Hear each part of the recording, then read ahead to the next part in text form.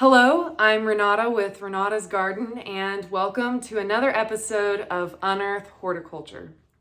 Today's topic is all about the top 5 blunders that people make when repotting their houseplants. The first blunder that people make is simply repotting into a container that's too large for the plant. And usually a good rule of thumb with houseplants is to repot into a container that is about 5 to 10% larger in diameter, or about 2 to 4 inches, depending on the size of the plant. So if you have a 4-inch pot, then repotting into a 6-inch is more than enough room for your plant to grow into in the next year.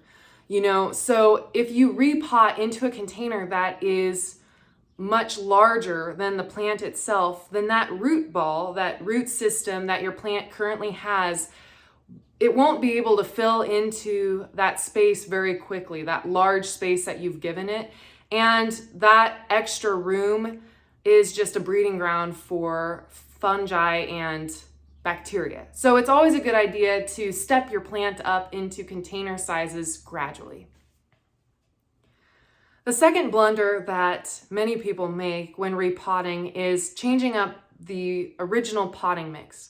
What I mean by that is if you have a plant that you purchased or you've had for a while that's planted in a standard peat-based mix, you want to transplant into a peat-based mix. That's simply because of how water physics works.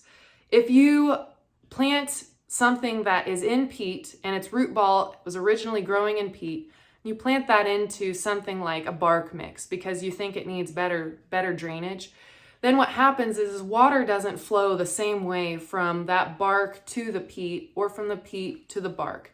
So you could end up with a plant that is under or overwatered simply because there's inconsistencies in the potting mix.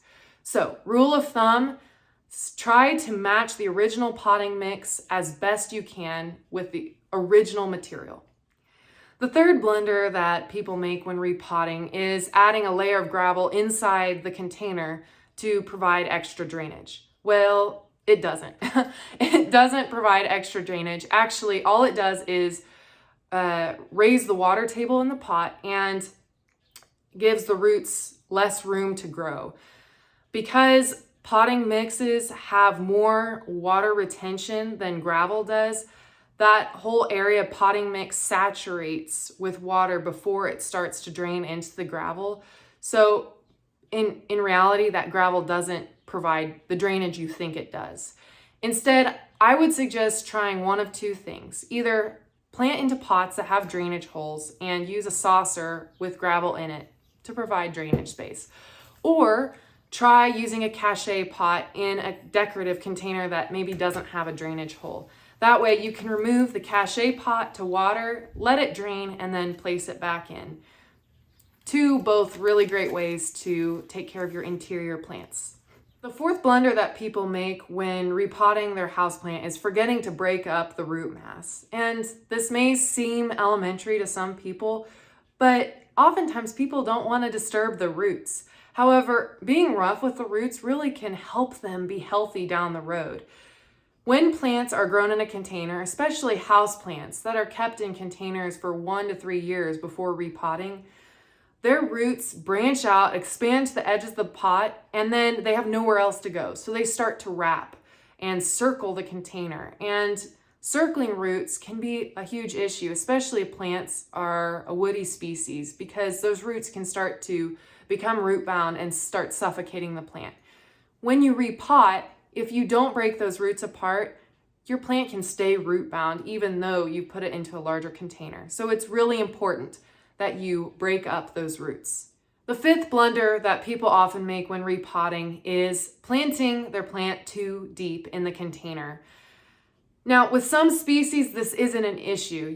If you're planting something that forms adventitious roots or roots that grow from the stem, like maybe an anthurium or a different kind of epiphyte, maybe that's not an issue. But if you're planting something that doesn't form roots readily and you bury that central growing point where that plant produces new leaves, it can lead to rot and decay issues because water tends to pool at that point.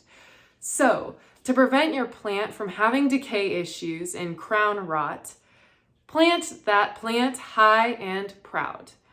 And that is the last blunder that I have for you today. I hope that you enjoyed these tips, and if you have any questions, let me know. Until next time, you've been watching Unearth Horticulture.